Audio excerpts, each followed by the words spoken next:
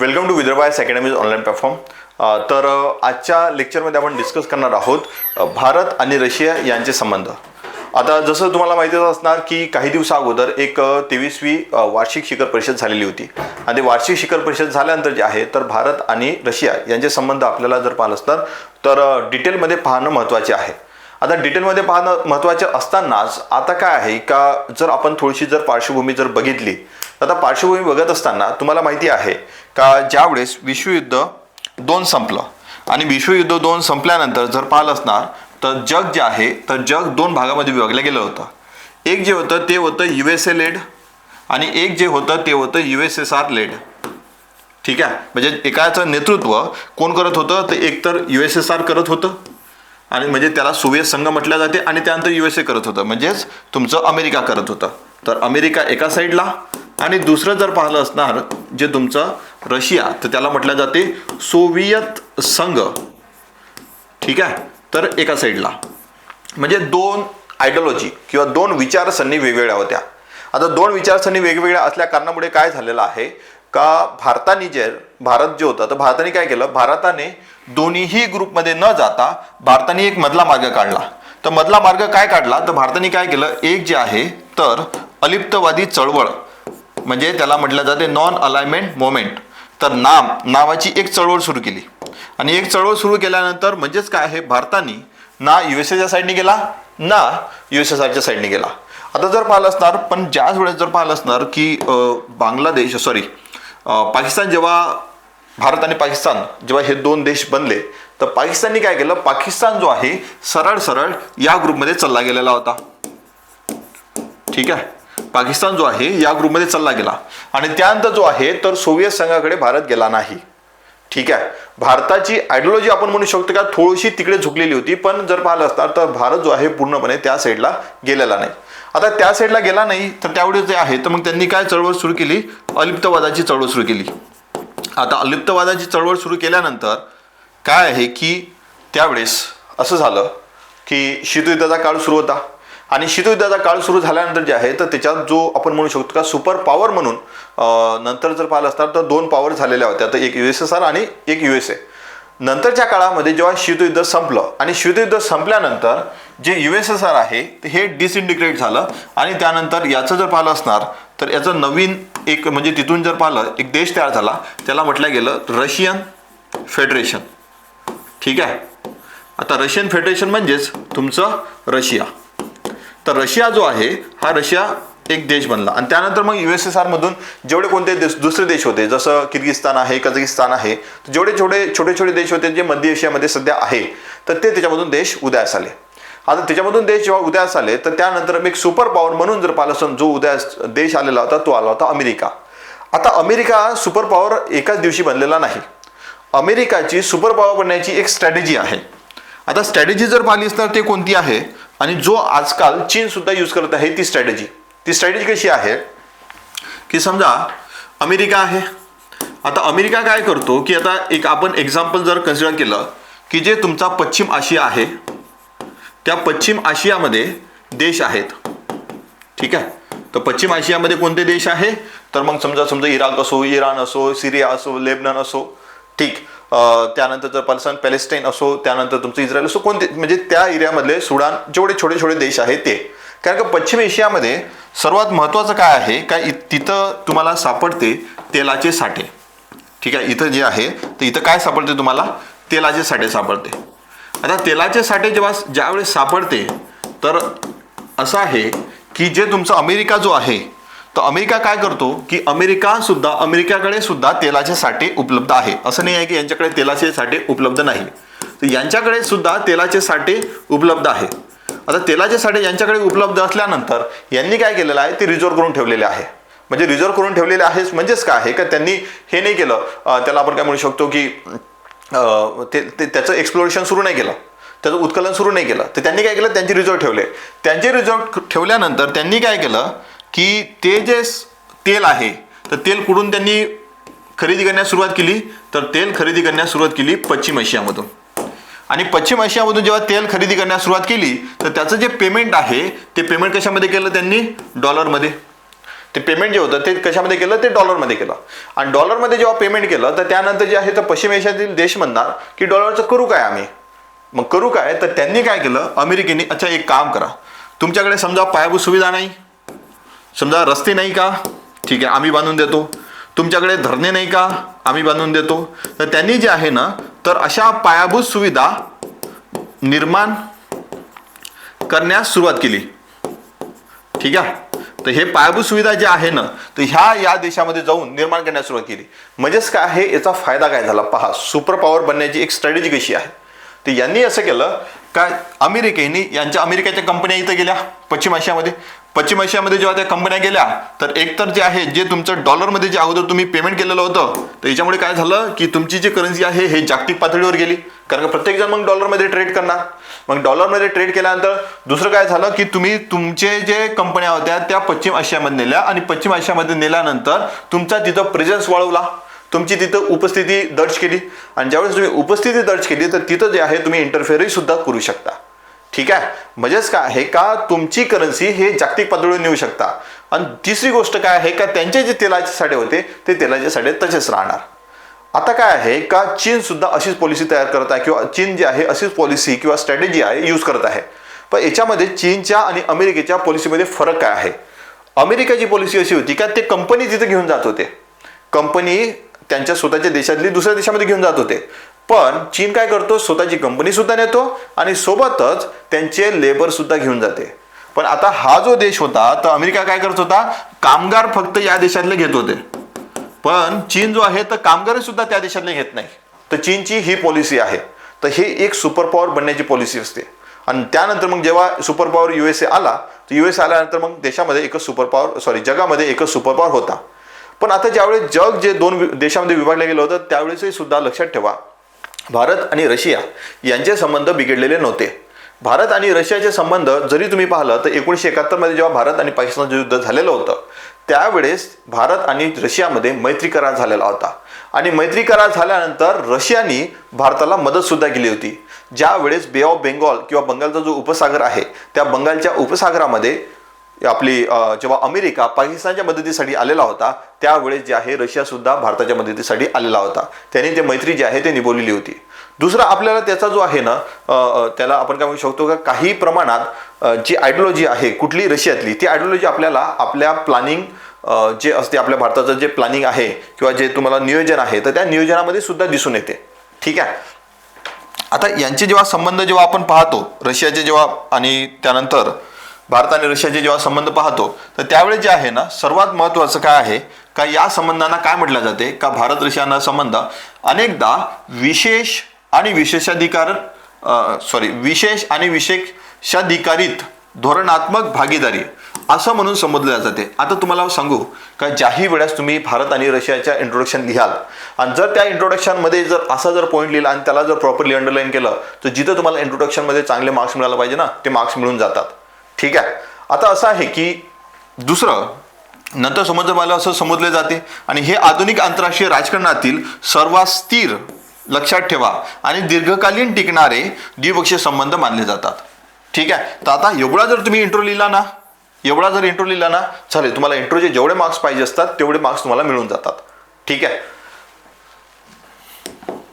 त्यानंतर बाकीच्या गोष्टी आहे का शीतयुद्धाच्या आरंभीच्या काळात सुरू झालेल्या ज्या गोष्टी मी तुम्हाला सांगितल्या त्या सर्व याच्यामध्ये दिलेल्या आहे. आता बघा की संबंधाचं महत्त्व काय आहे, दोन देशातील संबंधाचं महत्त्व काय आहे का पहिली तर गोष्ट धोरणात्मक भागीदारी. आता धोरणात्मक भागीदारी का, कारण की जर तुम्ही भारत आणि रशिया यांचे जर तुम्ही चांगल्या प्रकारे जर संबंध जपले किंवा तुम्ही त्यांच्यासोबत जर संबंध चांगल्या प्रकारे जपत आहात तर त्याचा परिणाम काय होतो का जे पाश्चिमात्य जे देश आहे किंवा जे वेस्टर्न कंट्रीज आहे त्या वेस्टर्न कंट्रीज सोबत जेव्हा तुम्ही निगोशिएशन करता ते निगोशिएशन करत असताना त्याचा फायदा तुम्हाला होतो. कारण का जे वेस्टर्न देश आहे किंवा जे वेस्टर्न कंट्रीज आहे तर ते रशियासोबत त्यांचे संबंध चांगले नाही. मग ज्यावेळेस तुम्ही रशियाच्या जवळ जाणार तर ते तुम्हाला काय करू शकते का जेव्हा तुम्ही समजा USA असो किंवा इतर कोणत्या कंट्रीज असतात तर त्या कंट्रीज जे आहे तर तुम्हाला काही सवलती देऊ शकतात. तर त्याच्यामुळे तुम्हाला महत्त्व कशाचं आहे का पहिलं तर धोरणात्मक भागीदारीसाठी. तर भारत रशिया सुधारित सहकार्यामुळे भारताला पाश्चात्य शक्तींचे व्यवहार करताना मजबूत सौदेबाजी क्षमता मिळते जसं मी तुम्हाला सांगितलं. त्यानंतर जे आहे संरक्षण सहकार्य. ठीक आहे. त्यानंतर जे आहे तुमचं संरक्षण सहकार्य. आता संरक्षण सहकार्यामध्ये काय आहे का भारताच्या संरक्षण व्यवस्थेत रशियाचे स्थान अत्यंत महत्त्वाचे आहे. भारताच्या एकूण लष्करी उपकरणांपैकी 60% पेक्षा अधिक जे आहे तर हे आपण जर पाहिलं असता तर हे कोणाचे आहे, रशियन निर्मित आहे. एक लक्षात ठेवा, आपल्याला काय आहे का जास्तीत जास्त जर पाहिलं असता तर कोण आपल्याला हे देतात, त्याला आपण काय म्हणतो डिफेन्सचे जे कोणते तुमचे आर्म्स असतात ते कोण देते, हे रशिया देते. इव्हन जर पाहिलं असतं तर कधी कधी काय झालेलं आहे का भारत आणि रशिया दोघांनी मिळून त्याला आपण काय म्हणू शकतो का ब्रह्मोस मिसाईल त्याचं एक्झाम्पल आहे का ते तयार केलेलं आहे. एक तर उपकरणे एक तर रशियन निर्मित असते, नाही तर दोघांच्या संयुक्त विद्यमाने ते निर्माण केले असते. ठीक आहे. नंतर आहे भूराजकीय महत्व. आता भूराजकीय महत्व जर पाहिलं असणार तर रशिया काय जे आहे तर रशिया भारताला सपोर्ट करतो. रशिया भारताला कोणत्या गोष्टीमध्ये सपोर्ट करतो तर जे संयुक्त राष्ट्र सुरक्षा परिषद आहे तर संयुक्त राष्ट्र सुरक्षा परिषदेमध्ये 5 कायमस्वरूपी मेंबर आहे किंवा सदस्य आहे. त्या 5 सदस्यांपैकी का भारताचं खूप दिवसापासून म्हणणं आहे का तुम्ही याच्यामध्ये सुधारणा करा, याच्यामध्ये रिफॉर्म्स करा. कारण का फक्त 5 जर लोक राहिले तर त्याचा परिणाम काय होऊ शकता, मग ते जे आहे ते त्यांची मोनोपोली लोकांवर लादू शकतात. मग लोकांवर लादू शकतात म्हणजेच काय आहे का चीन फक्त समजा आता चीन जो आहे हा परमनंट मेंबर आहे. त्यानंतर जर तुम्ही पाहिलं असणार चीन झाला, त्यानंतर जर दुसरं तुम्ही पाहिलं असणार आपण काय म्हणू शकतो का USA सुद्धा आहे, रशिया सुद्धा आहे. तर आता असे जे आहे तर फक्त 5च आहे त्याच्यामध्ये. मग काय आहे का त्याच व्हिटो पॉवरचा यूज करून भारताला NSG नॅशनल सिक्युरिटी ग्रुप याच्यामध्ये काय मिळत नाही आहे, प्रवेश नाही मिळत आहे. आणि हा प्रवेश कोणामुळे थांबलेला आहे, कारण का जो चीन जो आहे ना त्या चीननी त्याच्यावर व्हिटो आणलेला आहे किंवा व्हिटो पॉवरचा यूज केलेला आहे. ठीक आहे. पण उद्या जाऊन काय आहे का भारताचं सुद्धा असं म्हणणं आहे का कायमस्वरूपी आम्हाला सदस्य केलं पाहिजे. सुरुवातीला भारतासाठी हे ऑपॉर्च्युनिटी आली होती पण भारताने ते कोणाला दिली, चीनला दिली. पण चीननी काय केलं, 1962चं युद्ध केलं. त्यानंतर जे आहे काश्मीर प्रश्न आहे. काश्मीर प्रश्नावरही सुद्धा रशियाची भूमिका भारताच्या बाजूनेच राहिलेली आहे. असं नाही आहे की पाकिस्तानच्या साईडनी राहिली, तर ते भारताच्या साईडनी राहिलेली आहे. त्याच्यामुळे सुद्धा आपल्याला भूराजकीय सुद्धा त्याचं महत्व आहे. तुम्हाला प्रश्न जेव्हा विचारला जातो का भारत रशियाचं महत्व काय आहे तर हे तुम्हाला ॲज इट इज इथले पॉईंट लिहायचे आहे. त्यानंतर जे आहे आर्थिक आणि व्यापार सहकार्य. आता आर्थिक आणि व्यापार सहकार्य म्हणजेच काय आहे का दोन्ही देश औषध निर्मिती असो, यंत्रसामग्री असो, तेल असो, वायू असो आणि मौल्यवान धातू असो किंवा कृषी असो किंवा इतर औद्योगिक क्षेत्रात सहकार्य वाढत आहे. आणि आर्थिक संबंध अधिक दृढ करण्यासाठी 2030 पर्यंत आता जे तुम्हाला काय आहे का जे आता सध्याची 23वी शिखर परिषद झाली होती त्यामध्ये 2030 पर्यंत हे अगोदरच टार्गेट झालेलं होतं का $100 अब्ज एवढं टार्गेट ठेवलेलं आहे का आपला एवढा व्यापार झाला पाहिजे. ठीक आहे. हा किती व्यापार झाला पाहिजे, $100 अब्ज. आता हे जर झाला पाहिजे तर याच्यासाठी काय करावं लागणार, तुम्हाला त्यांच्याशी व्यापार चांगल्या प्रकारे करावा लागणार आहे. आणि दुसरी गोष्ट काय आहे, जसं वायू जे आहे ना, जसं तेल जे आहे तेल तुम्हाला पश्चिम आशियामध्ये तेलाचे साठे खूप सापडतात. पण असं आहे का फ्युचर तेल नाही आहे, फ्युचर जे आहे हे वायू आहे. आणि वायू कोणता आहे, नैसर्गिक वायू. आणि नैसर्गिक वायूचे जास्तीत जास्त साठे तुम्हाला कुठे सापडतात, ते सापडतात रशियामध्ये. ठीक आहे. तर त्यामुळे यांच्याशी आणि इव्हन पाहिलं असं ना तेलाचे साठे सुद्धा तिकडे सापडतात. आणि तेल जो आहे क्रूड ऑइल जे आपल्याला मिळत होतं आता हे डिस्काउंट रेटवर मिळत होतं. आणि डिस्काउंट रेटवर जेव्हा मिळत होतं हे का मिळत होतं, कारण का रशियावर जेव्हा युक्रेनवर जेव्हा अटॅक केला रशियाने तर त्यावेळेस जर पाहिलं असं जेवढे कोणते वेस्टर्न कंट्रीज होत्या त्यांनी काय होतं की यांच्यावर निर्बंध लादले होते, सँक्शन्स लादलेले होते. आणि सँक्शन्स लादल्यामुळे काय होतं का ते त्यांच्यासोबत ट्रेड कोणी करू शकत नव्हतं. पण भारताने जो आहे तो भारताने ट्रेड केलेला होता. कारण का सुरुवातीपासून तर आतापर्यंत भारताची पॉलिसी काय आहे, नॉन अलाइनमेंट. कोणासोबतही सुद्धा आम्ही अलाइन करणार नाही. आणि अलाइन करू किंवा आम्ही जर कोणत्या देशासोबत जाऊ तर त्याच्यामध्ये फक्त सर्वात महत्त्वाची गोष्ट म्हणजे भारताचं हित. ठीक आहे. कारण की नॉन अलाइनमेंट मुवमेंट जेव्हा सुरू झालेली होती किंवा अलिप्तवादी चळवळ जेव्हा सुरू झाली होती त्यावेळेस USAने म्हटलेलं होतं का हे जे आहे ना इमॉरल मोरॅलिटी आहे. ठीक आहे. आता इमॉरल मोरॅलिटी आहे म्हणजेच काय आहे का मग त्यानंतर कारण की सुरुवातीला नॉन अलाइनमेंट मुवमेंट सर्वांना कोणाला समजलीच नव्हती, रशियाला सुद्धा समजली नव्हती किंवा जगाला समजत नव्हती. मग त्यावेळेस नंतर जेव्हा डिसिजन जेव्हा घेतले भारताने भारताच्या फेवरमध्ये, जर एखादी गोष्ट भारताच्या फेवरमध्ये होत असेल तर त्या साईडने डिसिजन घेतले. इव्हन युक्रेनमध्ये जेव्हा युक्रेनवर रशियाने अटॅक केला तर रशियाला जेव्हा आपण काय म्हणू शकतो का सपोर्ट किंवा त्याला जर पाहिलं असेल त्याला अगेन्स्ट त्याच्या फेवरमध्ये किंवा अगेन्स्टमध्ये, तर भारताने जर पाहिलं असेल तिथं ऑब्स्टंट राहिला, तटस्थ राहिला. आणि भारताची भूमिका काय होती, आम्ही शांततेच्या साईडने आहे, पीसच्या साईडने आहोत. ठीक आहे. नंतर जे आहे सांस्कृतिक आणि ऐतिहासिक संबंध. आता भारत आणि रशिया यांच्यातील दीर्घकालीन सांस्कृतिक सोबत शैक्षणिक आणि ऐतिहासिक संबंध असून साहित्य असो, चित्रपट असो, शिक्षण असो, काही रशियन विद्यार्थ्यांना हिंदी सुद्धा शिकवल्या जाते त्या देशामध्ये. ठीक आहे. आणि मूवी सुद्धा पाहिल्या जातात आपल्याकडल्या, तिकडे डब करून पाहिल्या जातात. ठीक आहे. तर याच्यामुळे हे महत्त्व आहे कोणाचं, रशियाचं भारतासाठी. आता रशियाचं जेव्हा भारतासाठी हे महत्त्व आहे तर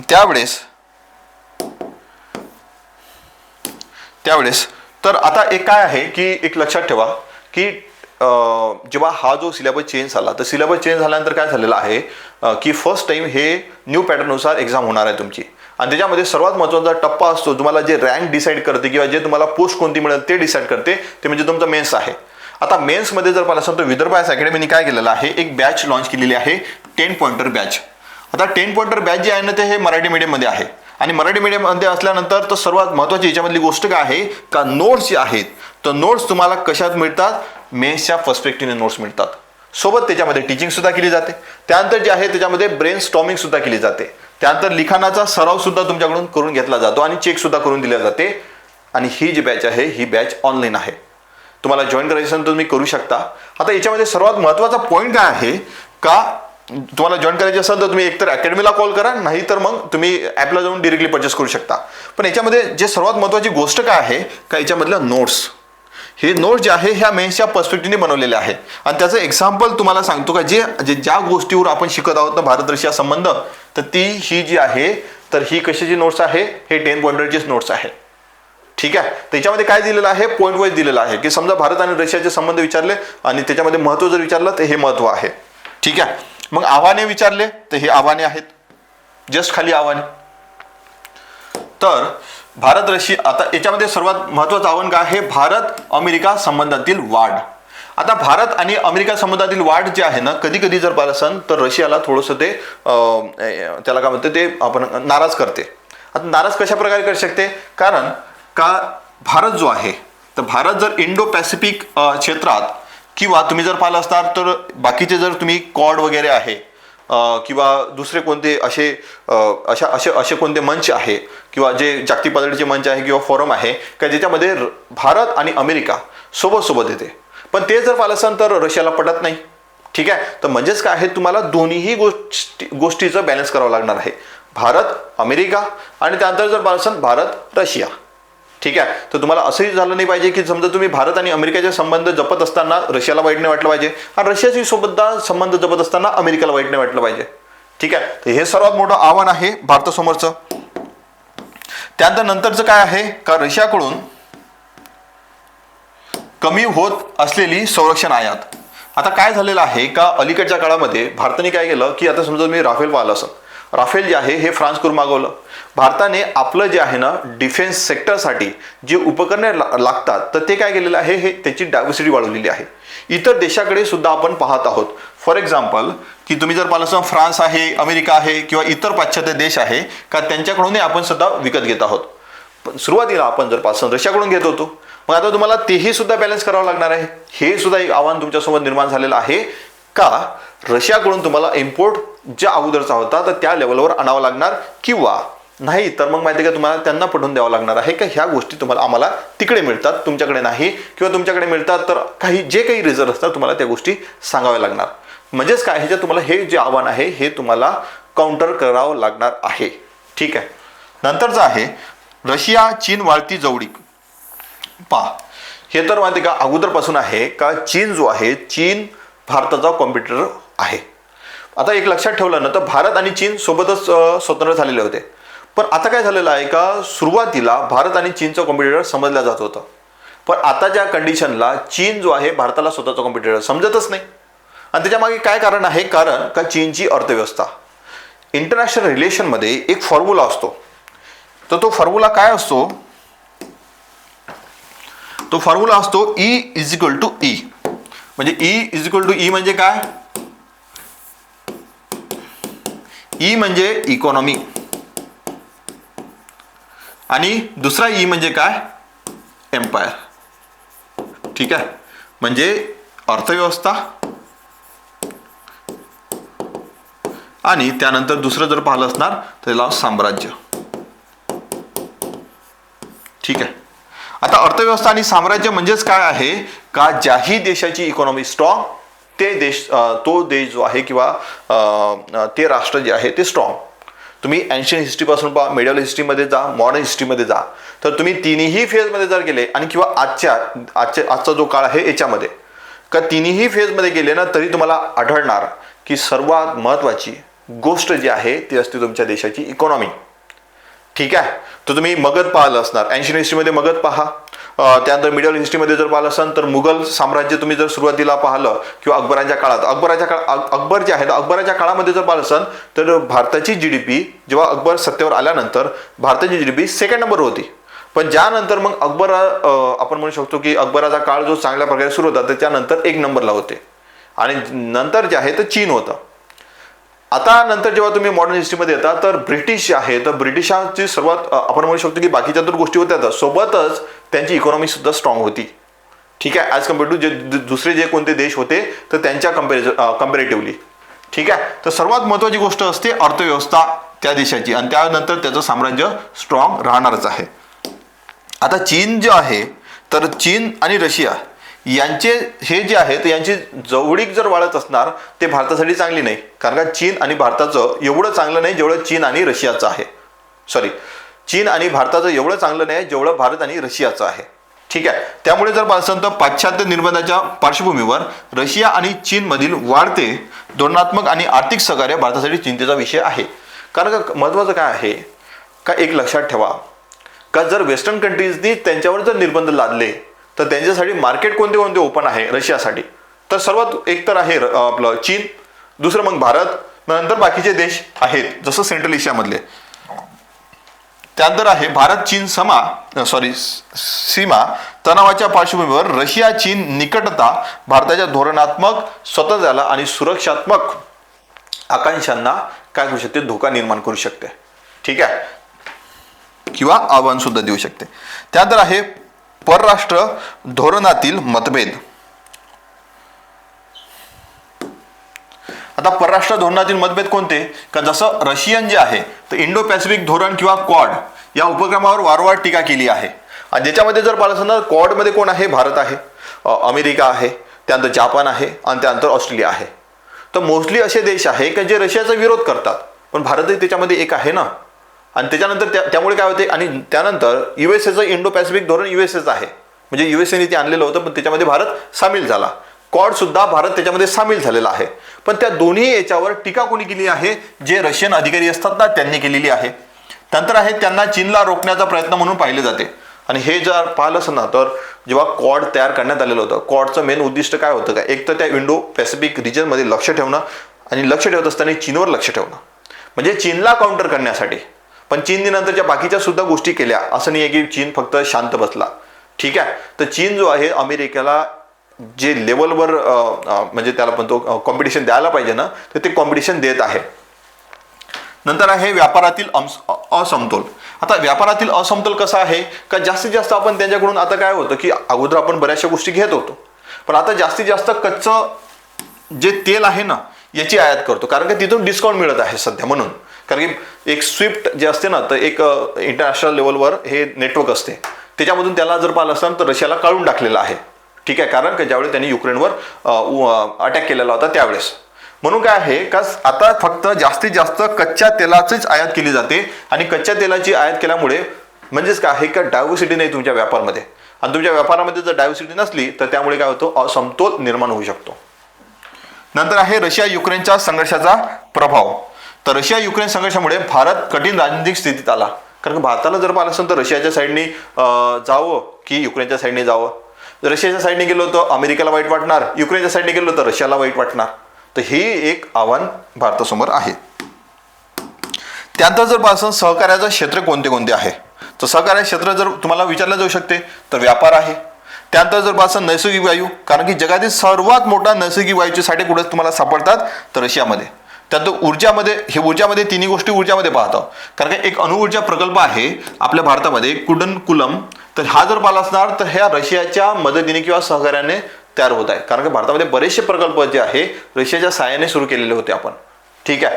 नंतर जर पाहिलं असाल आर्क्टिक प्रदेशात तर हायड्रोकार्बन जो आहे ना कारण का आता हे काय आहे, हे ऊर्जा आहे. इथं एक हायड्रोकार्बन, इथं जर पाहिलं असेल नैसर्गिक वायू, आणि इथं नंतर जर पाहिलं असेल तर अणुऊर्जा. ह्या तिन्ही एक प्रकारच्या ऊर्जा आहे आणि याच्यामध्ये भारत आणि रशिया एकमेकांना, म्हणजे रशिया आणि भारत याच्यावर एका सेम पेजवर आहे. ठीक आहे, सहकार्य करत आहे. नेक्स्ट जे आहे संरक्षण. आता संरक्षणामध्ये पाहिलं असेल तर आपण जर पाहिलं असेल शस्त्र त्यांच्याकडून आयात करतो. त्यानंतर जे आहे तंत्रज्ञान आपण शेअर करतो, जसं S-400. त्यानंतर जर पाहिलं असेल द्विपक्षीय प्रकल्प आहे का दोन्ही देश मिळून तयार करतात, तर त्यामधले हे T-90 रणगाड्या आहे. त्यानंतर Su-30 MK1, तर हे सुद्धा आहे त्याच्यामध्ये. आता हे बरेचसे एक्झाम्पल्स त्याच्यामध्ये आहे. आणि त्यानंतर इंद्रा ही जी आहे एक सैन्य सराव सुद्धा आहे. ठीक आहे, तर हे काही सहकार्याचे क्षेत्र आहे. त्याच्यामध्ये सर्व ते तुम्हाला सहकार्याचे क्षेत्र दिलेले आहेत. त्यानंतर सांस्कृतिक संबंध सुद्धा. आता जसं सांगितलं का हिंदी शिकणारे रशियन विद्यार्थी आहे. सुमारे 20 रशियन संस्था आहे ज्यामध्ये प्रमुख विद्यापीठे, शाळा, तर त्याच्यामध्ये काय शिकवली जाते, हिंदी. आणि हिंदी भारताची भाषा आहे. भारताच्या जेवढ्या भाषा आहेत त्याच्यापैकी एक ही भाषा आहे. ठीक आहे. त्यानंतर अंतराळ. आता अंतराळामध्ये जर पाहिलं असणार ना, तर आर्यभट्ट जो आहे आपला जो उपग्रह होता, तर हा रशियाच्याच मदतीने आपण याच्यामध्ये पाठवलेला होता अवकाशात. तर त्यानंतर आर्यभट्ट, भास्कर. ठीक आहे. त्यानंतर रशियाने भारताला क्रायोजेनिक तंत्रज्ञान प्रदान केले. ते रॉकेट निर्मितीमध्ये जर पाहिलं असेल तर क्रायोजेनिक इंजिन असते, तर ते जे तंत्रज्ञान आहे हे आपल्याला कोणी शेअर केलेलं आहे, हे रशियाने केलेलं आहे. म्हणजे असं आहे का आपल्याला महत्त्व सुद्धा आहे, त्याच्यामध्ये काही आव्हाने सुद्धा आहे, पण काही सहकार्याचे क्षेत्र सुद्धा आहे. तर त्याच्यापैकी हे अंतराळ सहकार्य, गगनयान मिशन मध्ये सहकार्य केलेले आहे. ठीक आहे, तर त्यामुळे अशा सर्व गोष्टी असतात. आता याच्यामध्ये जर पाहिलं असणार तर पुढील वाटचाल काय असावी, तर पुढील वाटचाल काय असावी, त्याच्यामध्ये व्यापाराचे विविधीकरण, त्यानंतर चीनचे संतुलन साधणे, पायाभूत सुविधा आणि गुंतवणूक वाढवणे, आणि बहुपक्षीय सहकार्याचा विस्तार करणे. तर हे जे आहे हे पुढील वाटचाल असली पाहिजे जेव्हा भारत आणि त्यानंतर आपण काय म्हणू शकतो रशियाच्या संबंधामधली. आता भारत आणि रशियाच्या संबंधामधली जेव्हा तुम्हाला हे जर विचारलं की याच्यावर जर क्वेश्चन विचारला, तर तुम्हाला ॲज इट इज इथं कॉन्टेंट तुम्हाला दिलेलं आहे, ॲज इट इज तुम्हाला इथलं कॉपी आणि तिथं पेस्ट करायचं आहे. महत्व विचारलं त्याच्यामध्ये दिलेलं आहे, आव्हाने कोणते आहे विचारलं त्याच्यामध्ये दिलेलं आहे, सहकार्य क्षेत्र कोणतं आहे त्याच्यामध्ये दिलेलं आहे, पुढील वाटचाल काय असावी त्याच्यामध्ये दिलेलं आहे, इंट्रोडक्शन त्याच्यामध्ये दिलेलं आहे, आणि नंतर जे आहे ना तर निष्कर्ष सुद्धा याच्यामध्ये दिलेला आहे. तुम्ही ॲज इट इज निष्कर्ष इथला लिहू शकता. आता पुढील वाटचालमध्ये जर पाहिलं ना तर तुम्हाला काय करायचं आहे, व्यापाराचे विविधीकरण करायचे आहे. फक्त कच्चं तेलच तुम्हाला विकत नाही घ्यायचं आहे, दुसरे सुद्धा जे आहे जे तुम्ही अगोदरपासून त्यांच्यासोबत जो व्यापार होता ना त्या लेवलवर तुम्हाला येऊन त्या सर्व गोष्टी करणं गरजेचं आहे. दुसरं, चीनसोबत संतुलन साधायचं आहे का त्यांची जे निकटता वाढत आहे ते तुम्हाला जर पाहिलं असणार ना, त्याच्यामध्ये आपण काय करू शकतो की भारत, रशिया, चीन या तिन्ही लेवलवर आपण त्यांना जर आणलो, म्हणजे तिन्ही एका पातळीवर जर आले ना, तर हे जे आहे चांगल्या प्रकारचं बॅलन्स होऊ शकते. नंतर आहे पायाभूत सुविधा आणि गुंतवणूक वाढवणे. भारत आणि रशियाने आंतरराष्ट्रीय उत्तर दक्षिण वाहतूक मार्गातील INSTC प्रलंबित प्रकल्पांना गती देण्यासाठी अधिक राजनैतिक आर्थिक गुंतवणूक करणे आवश्यक आहे. ठीक आहे, तर असे म्हणजे ज्याही एकतर पाहिलं असताना तर दोन्ही देश सेम पेजवर आले पाहिजे. सेम पेजवर आल्यानंतर त्यांनी जर पाहिलं असताना तर काय केलं पाहिजे का दोन्ही देशांनी एकतर गुंतवणूक वाढवली पाहिजे. आता गुंतवणूक वाढवत असताना काही आंतरराष्ट्रीय पातळीवरचे काही प्रकल्प आहे का जे खूप दिवसापासून प्रलंबित आहेत किंवा ते खूप दिवसापासून सुरू आहे, तर त्याच्यामध्ये गुंतवणूक वाढवणं गरजेचं आहे, ते रशिया असो या भारत असो, आणि हे पुढील वाटचाल असली पाहिजे. ठीक आहे. त्यानंतर बहुपक्षीय सहकार्याचा विस्तार केला पाहिजे. जसं आता समजा ब्रिक्समध्ये कॉमन आहे, आपण SCO मध्ये कॉमन आहोत, त्यानंतर G20 मध्ये कॉमन आहे, संयुक्त राष्ट्रामध्ये कॉमन आहे, त्याच्यामध्ये अधिक समन्वय वाढवला पाहिजे. जे आंतरराष्ट्रीय लेवलचे जे मंच आहे किंवा जे फॉरम आहेत किंवा जे संस्था आहे किंवा ऑर्गनायझेशन आहे, तर त्या जे आहेत त्याच्यावर एकामेकाशी समन्वय चांगल्या प्रकारे साधला गेला पाहिजे. जसं रशियाने भारताला सपोर्ट केलेला आहे कशामध्ये की जे कायमस्वरूपी सदस्यत्व मिळालं पाहिजे ते भारताला मिळालं पाहिजे, हे रशियाने सपोर्ट केला आहे. आता रशियाने जेव्हा सपोर्ट केला ना त्याच वेळेस तुम्हाला ॲट द सेम टाइम इतर जे कोणते तुमचे मंच आहे तर त्याच्यामध्ये सुद्धा असं जे आहे तर भारताचा असा स्टँड असला पाहिजे का जो रशियाच्या अगेन्स्ट नसला पाहिजे. फेवरमध्ये नसला तर चालून जाईल, पण त्याच्या अगेन्स्ट नसला पाहिजे. म्हणून जे आहे भारत जो आहे ना तटस्थता बऱ्याचदा ठेवत असतो. ठीक आहे, तर अशा प्रकारचे हे पुढील वाटचाल. आता हे जे आहे ना हे 4 पॉईंट जर तुम्ही लिहिले तर तुम्हाला मोर दॅन सफिशियंट आहे का तुम्हाला चांगले मार्क्स याच्यामधून मिळू शकतात. ठीक आहे. त्यानंतर तुम्हाला निष्कर्ष जर लिहायचा असला तर काय आहे, प्रचंड नैसर्गिक साधन संपत्ती तसेच वैज्ञानिक आणि तंत्रज्ञान प्रभावाच्या इतिहासामुळे रशियाने जगातल्या महान शक्तीपैकी एक म्हणून आपले स्थान कायम राखले आहे. ठीक आहे. म्हणजेच काय आहे, कधी लक्षात ठेवा तुमचा निष्कर्ष हा फ्युचरिस्टिक असला पाहिजे, पॉझिटिव्ह असला पाहिजे, निगेटिव्ह नसला पाहिजे. नाही हे असं आहे तसं आहे. त्याच्यामध्ये जर तुम्ही पॉझिटिव्ह जर लिहिला तुम्हाला चांगल्यापैकी चांगले मार्क्स मिळू शकते. आता जेवढं याच्यामध्ये तुम्हाला मी कॉन्टेंट टाकलं, आता हे 10 पॉइंटरची नोट्स आहे. या 10 पॉइंटर या नोट्समध्ये जर पाहिलं असाल तर इंट्रोडक्शन बरोबर दिलेलं आहे. त्यानंतर जर पाहिलं असाल तुम्हाला महत्त्व त्याचं काय आहे ते दिलेलं आहे. तर त्याच्यानुसार तुम्ही प्रॉपरली ॲज इट इज तिथलं जे आहे ना तिथलं लिहू शकता तुम्ही. ठीक. त्यानंतर आहे चीनकडे रशियाचा वाढणारा कल संतुलित करण्यासाठी भारताने आर्थिक भागीदारी सुधारण्याच्या आणि भविष्यातील स्पष्ट कार्ययोजना विकसित करण्याच्या पावलांना प्राधान्य देणे आवश्यक आहे. आणि रशियालाही उभरत्या शक्तीसोबत दीर्घकालीन भागीदारी धोक्यात येण्यापासून वाचवण्यासाठी भारताला प्राधान्य देण्याचा फायदा होईल. म्हणजे याच्यामध्ये काय सांगितलेलं आहे, एक तर माहिती आहे का रशियाला सुद्धा फायदा होईल आणि त्यानंतर भारताला सुद्धा फायदा होईल. रशियाला फायदा झाला पाहिजे त्यासाठी भारताने काय केलं पाहिजे का भविष्यातील स्पष्ट कार्ययोजना विकसित करण्याच्या पावलांना प्राधान्य देणे आवश्यक आहे. आणि त्यानंतर भारत सुद्धा एक उभरता शक्ती आहे किंवा एक जर पाहिलं इमर्जंट पॉवर आहे. त्यामुळे सुद्धा जर पासून रशियाने भारताला सुद्धा प्राधान्य दिलं पाहिजे, कारण का ह्या उद्या जाऊन भविष्यातील एक शक्ती किंवा सुपर पॉवर बनवू शकतो. त्यामुळे जर पासून दोघांचाही फायदा असला पाहिजे. तर असं तुमचा निष्कर्ष असला पाहिजे. कन्फ्युजन असं थोडंसं फ्युचरिस्टिक असलं पाहिजे, पॉझिटिव्ह असलं पाहिजे. तर हे तुम्हाला पॉझिटिव्ह किंवा फ्युचरिस्टिक तुम्हाला याच्यामधूनच तुम्ही अशा प्रकारे म्हणजे जे आहे ना, जेव्हा तुम्ही फ्युचरिस्टिक किंवा आपण त्याला काय म्हणू शकतो, जर पॉझिटिव्ह जर तुम्ही जर त्याचं निष्कर्ष जर लिहिला तर तुम्हाला त्याच्यामधूनच चांगले मार्क्स मिळू शकतात. ठीक आहे. सो आय होप जेवढं आपण डिस्कस केलेलं असणार ह्या सर्व गोष्टी तुम्हाला समजल्या असणार. Thank you so much.